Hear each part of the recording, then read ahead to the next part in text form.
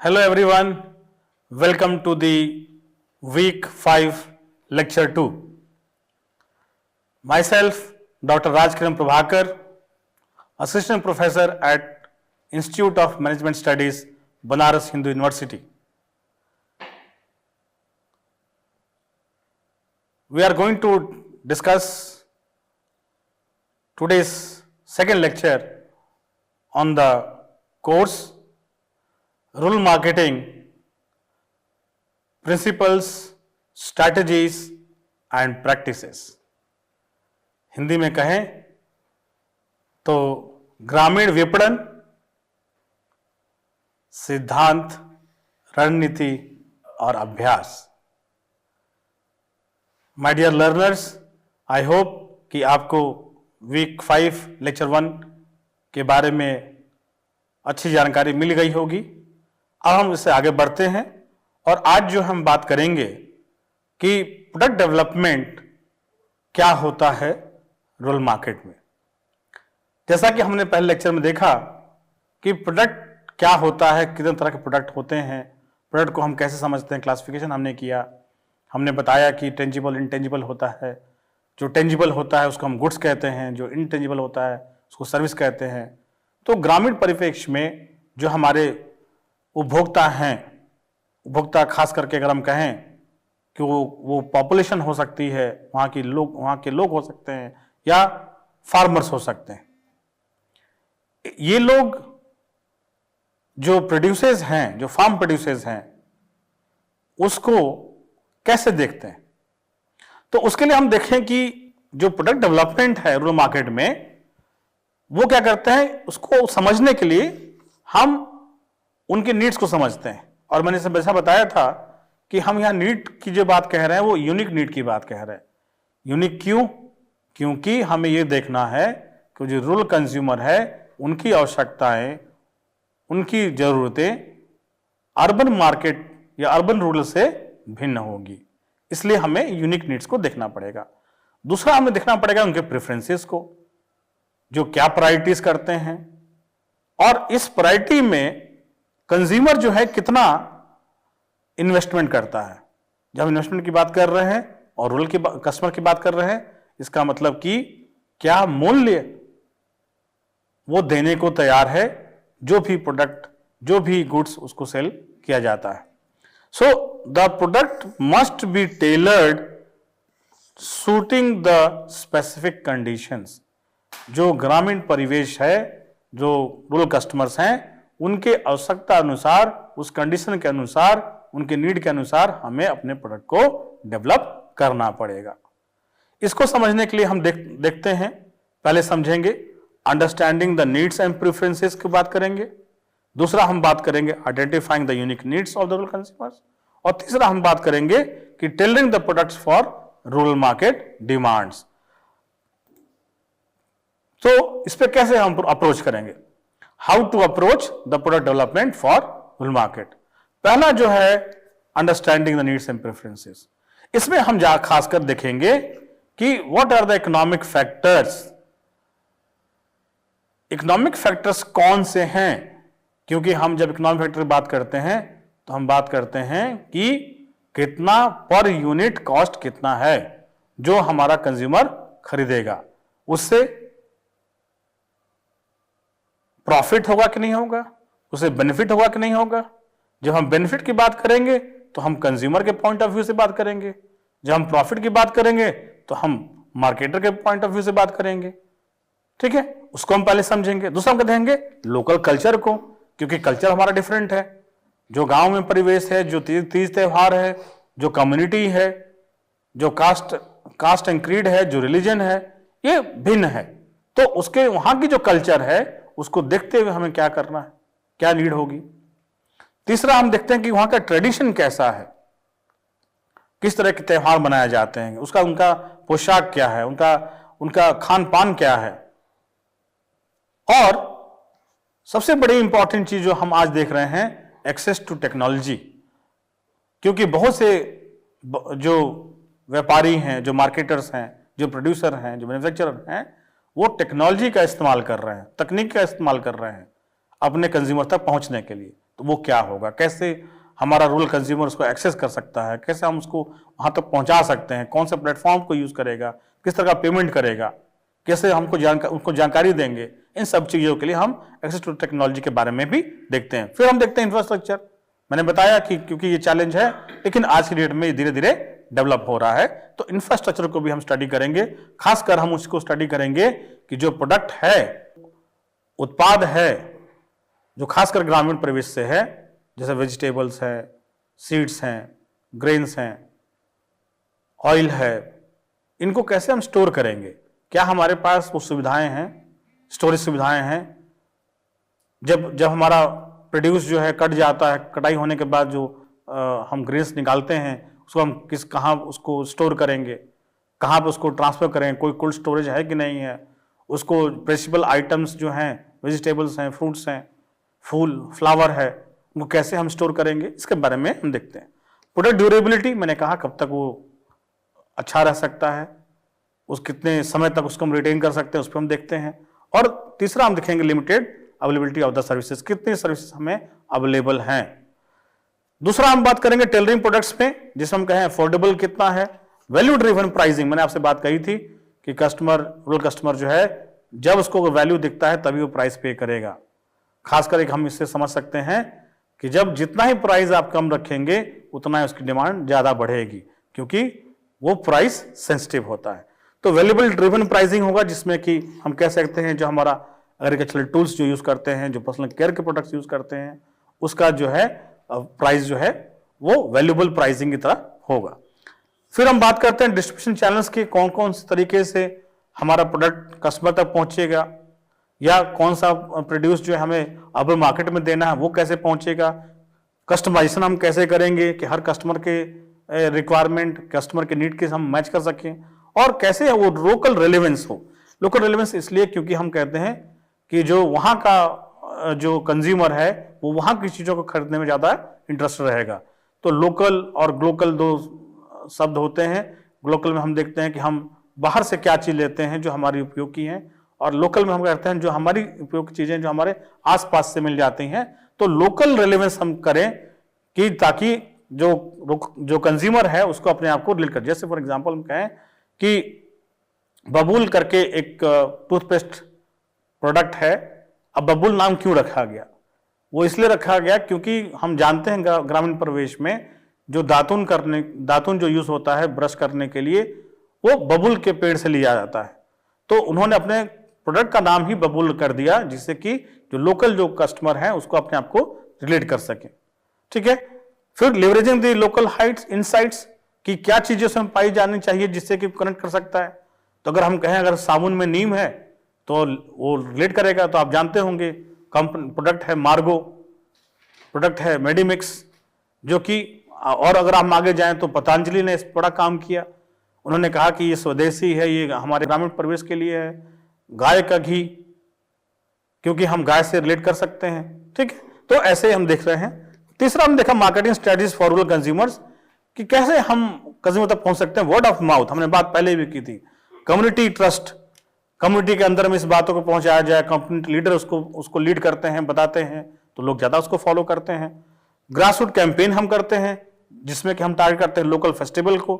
जो हमारे गांव में जो परंपराएं हैं, बहुत सारे मेले होते हैं, शिवरात्रि का हुआ, नवरात्रि का हुआ, उसमें जो मेले लगते हैं उसमें हम देखते हैं कि लोग उसमें सामान जो बेचते हैं उससे कनेक्ट करते हैं। कोई ऐसा कम्युनिटी एक्टिविटी हो, शादी हो, मरनी हो, जन्मदिन हो, इन पे कैसे जोड़ सकते हैं।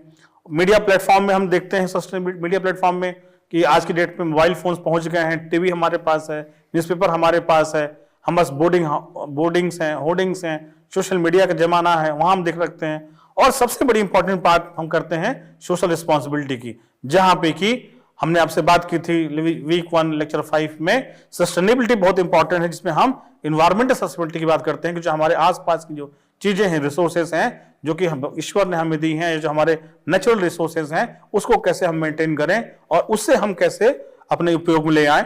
उसी में हम बात करते हैं वुमेन एम्पावरमेंट की भी बात करते हैं, कैसे महिलाओं को हम सशक्तिकरण करें ताकि उन चीजों को वो यूज करें। तो इसको हम देख सकते हैं कि जब हम understanding the needs and preferences of rural consumers की बात करते हैं, तो इकोनॉमिक फैक्टर में सबसे अच्छा उदाहरण जो हमें आता है वो है हिंदुस्तान यूनिलीवर लिमिटेड का wheel soap. Wheel detergent powder, wheel soap के बारे में आपने सुना होगा। ये ब्रांड जो है वो स्पेसिफिकली रूरल मार्केट के लिए बनाया गया। इसमें क्या है, ये लोअर इनकम लेवल को टारगेट करता है और उनके एफोर्डेबिलिटी को दिखाता है कि वो आसानी से उस चीज को डेली अगर यूज में करना है तो वो एक एफोर्डेबल आइटम होगा। Wheel soap is marketed as an affordable yet quality product positioned as an essential for rural families. इसको ऐसा बताया गया, ऐसा प्लेस किया गया कि ये जो व्हील सोप है वो एक एसेंशियल सोप है। इस एसेंशियल ही नहीं, इसकी क्वालिटी प्रोडक्ट है और हर समय जो रूरल फैमिलीज हैं उनको इसकी उपयोगिता है। अब आप कहेंगे कैसे, तो आप ऐसा समझ सकते हैं कि जब रूरल जो कंज्यूमर है, जो गांव में काम करता है, दिन रात जो है वो मिट्टी में काम करता है, धूल में काम करता है, उनके कपड़े गंदे होते हैं, तो अगर ऐसा प्रोडक्ट लाया जाए जो कि उस परिवेश को मैच करे और उन चीजों को कस्टमर तक कनेक्ट कर सके तो उसकी उपयोगिता बढ़ जाती है और इससे हम देखते हैं कि हमारा जो इकोनॉमिक फैक्टर है वो अचीव हो जाता है क्योंकि प्राइस कम होगा और यूटिलिटी ज्यादा होगी। दूसरा हम देखते हैं लोकल कल्चर एंड ट्रेडिशन। हमने बात की, एक कंपनी बहुत अच्छी, मैंने आपसे बताया कि आईटीसी का हमने एग्जांपल लिया था कि आईटीसी ने अपना एक प्रोडक्ट लॉन्च किया, आशीर्वाद आटा। अब जैसे नाम कह रहा आशीर्वाद, हमें कनेक्ट कर सकते हैं, हम जोड़ सकते हैं। गांव में परंपरा है कि जब आप कोई छोटा है बड़े से मिलता है तो उससे आशीर्वाद मांगता है, उसके पैर छूता है, रिस्पेक्ट देता है। अब आशीर्वाद ऐसे शब्द को यूज किया गया उस मार्केट में अपने प्रोडक्ट को लॉन्च करने के लिए और प्रोडक्ट का नाम है आशीर्वाद आटा।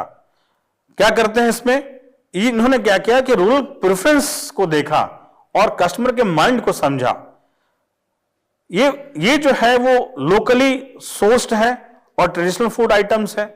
तो Aashirvaad atta is marketed as a trusted pure and high quality flour caters to those of values. इन्होंने क्या किया, उन्होंने उसमें दिखाया कि आप ट्रस्ट करते हैं, आप विश्वास करते हैं, आपको जो है प्योरिटी है, जो क्योंकि गेहूं का जो से आटा बनता है उसका जो पैदाइश जो है वो गांव में हुई है, तो प्योरिटी में कोई प्रश्न नहीं होना चाहिए। उसके प्राइस में, क्योंकि उसको ऐसा प्राइस बनाया गया जिससे कि कस्टमर आराम से कर ले, ठीक है। तो हम देखते हैं कि ट्रस्ट और प्योरिटी को रखते हुए आईटीसी कंपनी ने अपने आशीर्वाद आटा को लॉन्च किया जो कि एक सक्सेसफुल ब्रांड है। टेक्नोलॉजी की हम बात कर रहे हैं, इन्फ्रास्ट्रक्चर की बात कर रहे हैं। हमने अब एक एग्जांपल देख सकते हैं यहां पे, Coca Cola had made a rural distribution. Coca Cola ने क्या किया, उसने बहुत चैलेंजेस फेस किया उस मार्केट में रीच करने के लिए। तो उन्होंने क्या किया कि जो रिटेल आउटलेट्स हैं जो कि बहुत दूर में थे, रोड्स की कंडीशन सही नहीं थी, पहुंच नहीं पाते थे, तो उन्होंने क्या किया कि एक ऐसा स्ट्रेटजी बनाया कि क्यों ना कोका कोला के एक छोटे से कूलर्स को उस दुकान पर रख दिया जाए जिसको हम कहते हैं छोटू कूल, जिसको कहते हैं स्मॉल कूलर। ये स्मॉल कूलर्स को जो लोकल वहां के एंटरप्रेन्योर्स हैं, व्यापारी हैं, उनके दुकानों में इसको रख दिया और उसमें वो कोका कोला की बॉटल्स रख के उसको बर्फ डाल के ठंडा कर देते हैं। तो एक मिनी कूलर जो है उन्होंने इंट्रोड्यूस कर दिया, बड़ा ही इनोवेटिव आइडिया था। तो जो उनको बाजार में पहुंचने तक उसका जो प्रोडक्ट है उसको ठंडा रखने के लिए उनको दिक्कत होती थी, तो उन्होंने क्या किया, इस प्रोडक्ट को बनाया और उसमें कहा कि भाई लोग लोकल जो वहां पे व्यापारी हैं उस छोटू कूलर को रखेंगे, कोका कोला की बॉटल्स में रखी जाएगी, ठंडा किया जाएगा, जब भी कोई उपभोक्ता उससे मांगेगा उसको ठंडा जो है कोका कोला पीने को मिल जाएगा।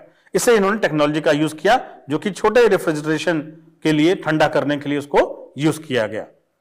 तीसरा प्रोडक्ट ड्यूरेबिलिटी में देखें, ये बेस्ट एग्जांपल क्या है, हमने बताया कि महिंद्रा ट्रैक्टर्स को इंट्रोड्यूस किया इन्होंने, जो कि उस कंडीशंस को, जो हमारा ग्रामीण कंडीशंस हैं, जो खेत खलिहान हैं, जो ऊपर और नीचे हैं, तो उनके प्रोडक्ट को ऐसा डिजाइन किया कि वो किसी भी जगह पे आप जाना चाहें महिंद्रा ट्रैक्टर्स को आप लेके जा सकते हैं, चाहे ऊंचाई हो या नीचे खाला हो या किसी खेत में खलिहान में हो, उसको आने से आप उसको ले जा सकते हैं, जो कि प्रोडक्ट ड्यूरेबिलिटी को बढ़ाता है।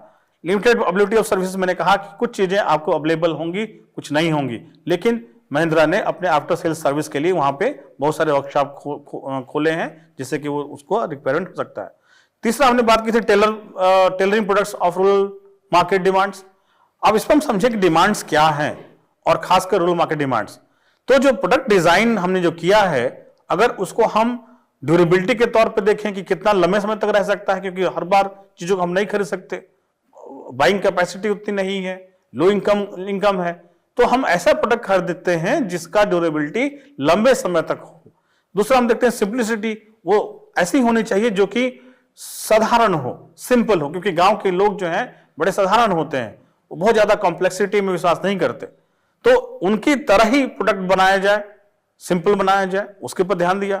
एफोर्डेबल एंड वैल्यू बेस्ड, ऐसा प्रोडक्ट जो कि वो खरीद सकें, उनके रीच में रहे, और दूसरा उसे कुछ वैल्यू मिले, उनको कुछ उसका बेनिफिट मिले। अगर 2 रुपए दे रहे हैं तो 2 रुपए में हमारे पास 6 जो है बिस्किट होंगे, जो कि आपने देखा होगा कि पार्ले जी ने अपने छोटा सा पैकेट बनाया जिसमें 6 बिस्किट होता है और 2 रुपए उसका प्राइस होता है। तो छोटी से, जब गांव में जैसा ऐसा कल्चर है कि जब कोई पानी पीता है तो उसका एक ट्रेडिशन है कि गुड़ लेके पानी पीता है। गुड़ तो हर जगह आप कैरी नहीं कर सकते, तो मार्केटर्स ने क्या किया कि उस गुड़ के बदले में उन्होंने बिस्किट थमा दिया, जो कि पानी पीने से पहले हर आदमी उसको खाता है या उसको यूज करता है। तो हमने क्या देखा कि एफोर्डेबिलिटी विथ वैल्यू एडेड, क्योंकि वो आटा का बना हुआ है, उसमें चीनी है, तो हम कह सकते हैं कि जो कस्टमर है उसको वही चीज चाहिए कि पानी पीने से पहले कुछ चीजें वो ले, उसमें वो पार्ले जी बहुत फिट करता है। दूसरा हम एग्जांपल देखते हैं ड्यूरेबिलिटी, सिंप्लिसिटी और अफोर्डेबल में। टाटा का एक बहुत बड़ा एग्जांपल है, टाटा नैनो। आप जानते हैं कि ये टाटा जी ने, रतन टाटा ने इसको बनाया फॉर स्मॉलर फैमिली। उन्होंने देखा कि जो है बाइक पे 4 लोग जा रहे हैं, उनको कहा कि भाई छोटी फैमिली है, अगर कुछ एक्सीडेंट हो जाए तो सबका नुकसान हो जाएगा, तो क्यों ना ऐसा प्रोडक्ट बनाया जाए जिसमें कि पूरा परिवार एक साथ जा सके। तो स्मॉल कार सेगमेंट में टाटा नैनो को डाला। इसको हम ना ही सिर्फ अर्बन मार्केट के लिए एग्जाम्पल देखते हैं, ये हम एग्जाम्पल रूरल मार्केट के लिए भी देखते हैं। दूसरा, अगर अब टाटा ने इस चीज को सोचा और समझा और उन्होंने कहा कि भाई व्यापार करना गांव में जरूरी है, लॉजिस्टिक जरूरी है, ट्रांसपोर्टेशन जरूरी है, तो उन्होंने एक प्रोडक्ट बनाया जिसका नाम है टाटा एसी। टाटा एसी क्या है, जिसको हम ग्रामीण परिवेश में छोटा हाथी के नाम से जानते हैं। ये क्या इसका उपयोग है कि जो ट्रांसपोर्टेशन के लिए बहुत अच्छा काम उपयोग में आता है। छोटा हाथी की उसकी कैपेसिटी है कि स्ट्रांग है, साथ ही साथ बड़े बड़े भार वो ढो सकता है, और जो छोटे मोटे लोकल एरियाज में जो उसको जाना है उसको इजिली वो कर सकता है। तो क्या करते हैं, goods and raw materials distribution के लिए हम उसको यूज कर सकते हैं। कौन यूज करेगा, जो वहां के रूरल जो है बिजनेसमैन है, एंटरप्रेन्योर हैं, जो व्यापारी हैं, उसको आसानी से यूज कर सकते हैं। दूसरा, हमने देखा कि पैकेजिंग और डिस्ट्रीब्यूशन के लिए हम क्या करना है कि लोकलाइज्ड पैकिंग को हमें यूज करना है, इजी डिस्ट्रीब्यूशन को यूज करना है। इसका उदाहरण हम देखें, अमूल एक बहुत बड़ा उदाहरण है, जिसने कि रूरल एरिया में कंज्यूमर्स के रिक्वायरमेंट पे उन्होंने large amount of disposable incomes for proper refrigeration के लिए उन्होंने वहीं पे जहां पे दूध का कलेक्शन होता है वहां रेफ्रिजरेटर्स बना दिए, ताकि जो दूध लेके आए किसान उसको आसानी से स्टोर किया जाए, उसकी प्योरिटी को मेंटेन किया जाए। इसमें पैकेजिंग में हम कहें कि आपने देखा होगा कि जो छोटे छोटे पाउच में भी आपको दही मिल जाता है, आप दही छाछ मिल जाता है, आप दूध ले सकते हैं। दूध में भी आप जो है ऐसे दूध ले सकते हैं जो कि फ्लेवर्ड मिल्क हो। तो उन्होंने क्या किया, ऐसे स्मॉल पैकेजिंग बनाई, प्लास्टिक पैकेजिंग बनाई, जो कि 2 रुपए, 5 रुपए, 10 रुपए में आप आसानी से ले सकते हैं। पाउच बनाए, बॉटल्स बनाए, और ये बॉटल्स जो हैं ग्लास के बॉटल्स भी हैं। अगर आप देखें कि ग्लास के बॉटल्स मिल जाएंगे, आपको प्लास्टिक के बॉटल मिल जाएंगे, आपको पाउच मिल जाएंगे। तो उन्होंने इस चीज को समझा और इजी डिस्ट्रीब्यूशन में भी हेल्प करता है। तो एक तो स्मॉल होगा, दूसरा अफोर्डेबल पाउच में होगा, और ये डेली कंजप्शन के लिए उपयोग है। आपको 2 किलो 4 किलो करने की जरूरत नहीं है, जितनी आपकी रिक्वायरमेंट है 100 ml 200 ml उसके हिसाब से अपने चीजों को यूज कर सकते हो। इससे क्या होता है, इन्होंने इंश्योर किया कि ये प्रोडक्ट हमारा कॉस्ट इफेक्टिव होगा, मतलब कि कम दाम में कस्टमर आसानी से हिचकेगा नहीं कि भाई मुझे 10 रुपए ज्यादा देना पड़ेगा, 5 रुपए देना पड़ेगा। जितना उसके पास पैसा है उस पैसे के हिसाब से वो अपना प्रोडक्ट को खरीद सकता है, जो कि आप देखेंगे कि अमूल का जो डिस्ट्रीब्यूशन है वो गांव घरों में बहुत अच्छा है। दूसरा हम बात करते हैं tailoring products for rural market demands. हम बात करते हैं प्रोडक्ट कस्टमाइजेशन का। ये बहुत इंपॉर्टेंट पार्ट है कि कैसे आप अपने प्रोडक्ट को उस कस्टमर के हिसाब से उसको कस्टमाइज कर सकते हैं। जब मैं कस्टमाइजेशन की बात कर रहा हूं तो आप ध्यान दीजिए कि मैं पर्सनलाइजेशन की बात नहीं कर रहा हूं। पर्सनलाइजेशन एक अलग चीज है, कस्टमाइजेशन अलग चीज है। कस्टमाइजेशन में क्या है कि हम मोटा मोटी जो रेंज ऑफ कस्टमर्स हैं उसके लायक उस चीज को बनाने की कोशिश करते हैं जिसमें कि रेंज हमारा ज्यादा हो। तो हम कहते हैं टेलर्ड ऑफरिंग्स होंगे। जैसे टेलर्ड ऑफरिंग का मतलब क्या हुआ कि जो हमारा टेलर है, आप जब कोई चीज आपको मान लीजिए कपड़े सिलवाने हैं तो आप क्या करते हैं, आप टेलर के पास जाते हैं, टेलर से कहते हैं कि भाई आप नाप ले लो। टेलर नाप लेता है और जो आपका जो साइज है उस साइज के हिसाब से अपने कपड़े को बनाता है। वैसे ही हम रूरल मार्केट में जब जाते हैं तो जो जो जो प्रोड्यूसर हैं, जो मार्केटर हैं, वो अपने प्रोडक्ट को उसी शेप एंड साइज में बनाते हैं जिससे कि नंबर ऑफ कस्टमर, जो रेंज ऑफ कस्टमर है वो ज्यादा हो और उसके चीजों के नीड्स को हम सेटिस्फाई कर सकें। दूसरा हम ध्यान देखते हैं सीजनलिटी और टाइम। ये बहुत इंपॉर्टेंट एस्पेक्ट है क्योंकि हम देखते हैं ग्रामीण परिवेश में सीजन का जो है बहुत असर पड़ता है। आप गर्मी का सीजन है, रबी और खरीफ का सीजन है, कभी आपका जो वेजिटेबल्स हैं वो भी मौसम के हिसाब से होते हैं, सब्जियां मौसम के साथ बनती हैं, उगती हैं, तो उसको हमें देखना है कि किस समय किस तरह का प्रोडक्ट हमें लॉन्च करना है, किस तरह का प्रोडक्ट हमें सर्व करना है मार्केट में। तो ये इसको हम देख के कस्टमाइजेशन कर सकते हैं। एक सबसे बड़ा एग्जांपल हम देखें, आप जानते होंगे गोदरेज कंपनी को। गोदरेज ने एग्रोवेट्स में गोदरेज एक्सपर्ट के नाम से एक हेयर डाई को इंट्रोड्यूस किया। हेयर डाई आप समझते हैं आज की डेट में प्रचलन है कि अगर बाल आपकी जो है सफेद हो जाए तो आप कुछ गोदरेज के केमिकल्स आते हैं, प्रोडक्ट्स आते हैं, उसको आप लगा के उसको काला कर सकते हैं। काला ही नहीं, गोदरेज ने ऐसा व्यवस्था किया है कि काला, ब्राउन, बरगंडी, इन सभी कलर को आप यूज कर सकते हैं। तो गोदरेज ने इस चीज को समझा कि क्यों ना हम ऐसे प्रोडक्ट को बनाएं जो कि हेयर डाई है, गांव में जरूरत पड़ेगा इसका, लोगों को जो है अपनी चीजों को, अपने आउटलुक को चेंज करने के लिए हेयर डाई की जरूरत पड़ेगी और वो हेयर डाई ऐसे ऐसे कलर में बनाए जो कि कस्टमर को रिक्वायरमेंट हो। हाल साथ ही उन्होंने देखा कि उन्होंने स्मॉलर साइज, अगर आप जाकर देखेंगे तो वो आपको 20 रुपए का पैक देंगे, जिसको हम कहें कि 20 रुपीज 30 रुपीज का पैक होगा, जिसमें कि आप एक पैक में 2 लोग या 3 लोग अपने फैमिली में आसानी से उसको यूज कर सकते हैं। अफोर्डेबल है, सैचेट में आता है और वाइड रेंज ऑफ कंज्यूमर्स उसको एक्सेस कर सकते हैं। Additionally, the product is available in various shades to cater the different regional preferences. इसके शेड्स बहुत हैं। मैंने आपसे कहा कि अगर एक फैमिली में आपने खरीदा तो फैमिली वाले सारे लोग उसको यूज कर सकते हैं। अब हम कुछ सक्सेसफुल जो है एग्जाम्पल देखते हैं जिसमें कि जो प्रोडक्ट्स हैं उनको रूरल मार्केट के हिसाब से ही बनाया गया। पहला हमारा एग्जाम्पल है मोबाइल फोन्स, एक कैटेगरी मोबाइल फोन्स की, जिसमें कि सबसे बड़ा उदाहरण आता है नोकिया का। Nokia was the world leader एक समय तक था, लेकिन आज की डेट में उसका थोड़ा सा प्रभाव और उसका पोजीशन कम हो गया। नोकिया में अगर आप जाएंगे तो आप ग्रामीण परिवेश में देखेंगे कि नोकिया जो है एक बेसिक फोन इंट्रोड्यूस किया इन मार्केट में, और प्रोडक्ट क्या करता है, it is range of affordable easy to use mobile phones को लॉन्च किया। आपने देखा होगा छोटे में उनका साइज बहुत छोटा होता है, साथ ही में क्या करते हैं वो दे डिजाइन विथ सिंपल इंटरफेस। आप उसको देखेंगे तो आप देखेंगे कि उसमें कीज लगी हुई है, 1 2 3 4 5 लगा होगा, उसमें कुछ करेक्टर की लगी होंगी और छोटा सा स्क्रीन होगा, जिससे कि आप आसानी से अपने नंबर को टाइप कर सकते हैं, उसको आप आसानी से कहीं भी लेके जा सकते हैं। सबसे इंपॉर्टेंट पार्ट क्या है कि किसी भी मोबाइल की बैटरी लाइफ क्या है, तो उन्होंने क्या किया, नोकिया में एक तो सिंपल रखा कि हर कोई भी आदमी जिसको गिनती पता हो, जो बहुत पढ़ा लिखा ना हो, वो आसानी से नंबर को डायल कर सकता है। उसमें हिंदी में भी उसके की पे लिखी हुई है। उसको जो है जो बैटरी चार्जिंग करनी है उसके लिए भी ज़्यादा मेहनत नहीं करनी, एक बार आपने चार्ज किया 2 दिन 3 दिन आराम से चलेगी, तो उसको भी ध्यान रखा गया। तो जो ये फीचर्स हैं, जो कि इस फीचर्स से नोकिया का जो अपीलिंग पावर है वो इंक्रीज हो गया, कस्टमर के डिमांड जो है उसके हिसाब से बढ़ने लगी। तो हम ये देखते हैं कि जहां पे कि हमारे पास बिजली की सुविधा नहीं है, चार्जिंग सुविधा नहीं है, वहां पे ऐसे प्रोडक्ट्स बहुत अच्छे डिमांड हुए इनके, और बहुत हिट प्रोडक्ट हुआ। एक दूसरा इसमें हम देखें पहलू कि इस नोकिया फोन्स में उन्होंने एक टॉर्च की भी सुविधा दी। हमने आपसे बताया कि ग्रामीण परिवेश में आज की डेट में हो सकता है कि बिजली आना शुरू हो गई हो, लेकिन बिजली का हमेशा ही समस्या रहा हो। 4 घंटे आएगी, 2 घंटे आएगी, तो अगर खासकर जब बिजली जो है रात में जाएगी तो आपके पास लालटेन होगा, आप लैंप जलाएंगे।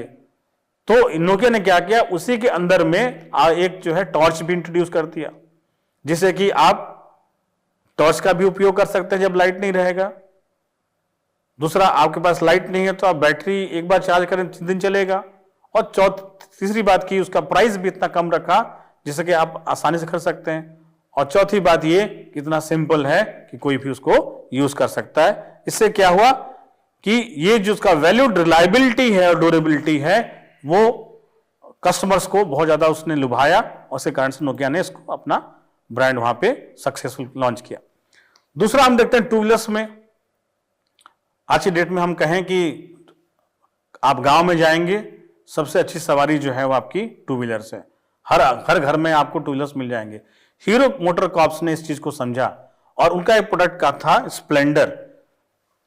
स्प्लेंडर जो है आज की डेट में हम कहें कि it is the best motorcycle and जो सेल्स है वो सबसे टॉप नंबर 1 पे है। अगर हम कहें कि कंपटीशन किसके साथ है तो उसका कंपटीशन जो है वो बजाज के साथ है।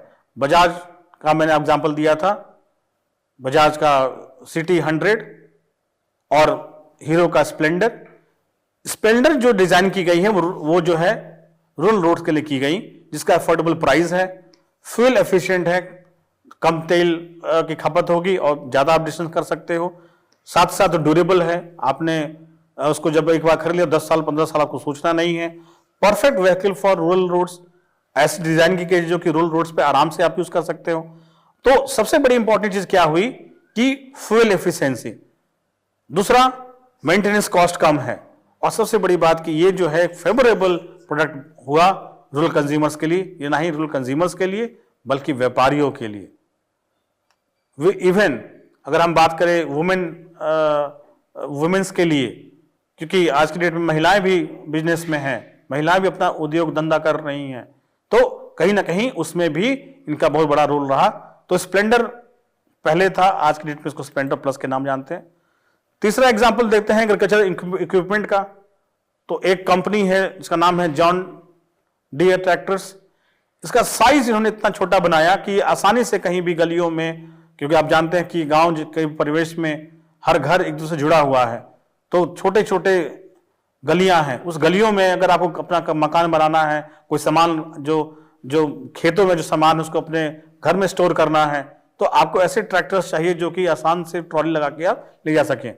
तो जॉन डियर कंपनी ने ऐसे ट्रैक्टर्स बनाए जो कि ना ही केवल खेतों में काम कर रही थी, प्लाविंग के लिए, सीड डालने के लिए या जुताई करने के लिए, बल्कि उनका यूज जो है हम स्टोरेज के पर्पस पे भी हम उसको कर सकते थे। इस ट्रैक्टर में उन्होंने क्या किया, उन्होंने इस ट्रैक्टर को बड़ा ड्यूरेबल बनाया, लंबे समय तक चल सकता है। फ्यूल एफिशिएंट इसमें भी है कि जितना आप 1 लीटर का डीजल डालोगे, पेट्रोल डालोगे, उसके हिसाब से जो उसका एवरेज हो ज्यादा होगा।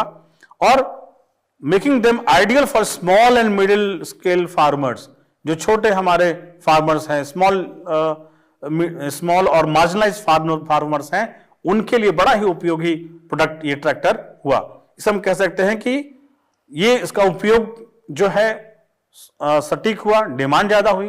और सबसे अच्छी बात क्या है कि इन्होंने जब इसको लॉन्च किया, इन्होंने जो भी फार्मर्स उसको खरीदने जा रहे थे या खरीद रहे थे, तो इन्होंने उसको प्रॉपर ट्रेनिंग दी कि कैसे इसको चलाया जाए, क्या क्या इसका उपयोग किया जाए। इसमें इन्होंने बहुत ज्यादा टाइम स्पेंड किया और उसको बताया। तो हम ये कह सकते हैं कि जो रूरल प्रोडक्ट डेवलपमेंट है उसका डीप अंडरस्टैंडिंग और चैलेंजेस के हिसाब से हम नीड असेसमेंट किया, जो कि खासकर फोकस है अफोर्डेबिलिटी पे, सिंप्लिसिटी और कल्चरल रेलेवेंस पे। दूसरा हम एग्जांपल देख सकते हैं इसमें कि हिंदुस्तान यूनिलीवर लिमिटेड का, कोका कोला का, महिंद्रा एंड महिंद्रा और टाटा का, जिन्होंने अपने प्रोडक्ट्स को उसी हिसाब से टेलरिंग की हिसाब से प्रोडक्ट को बनाया।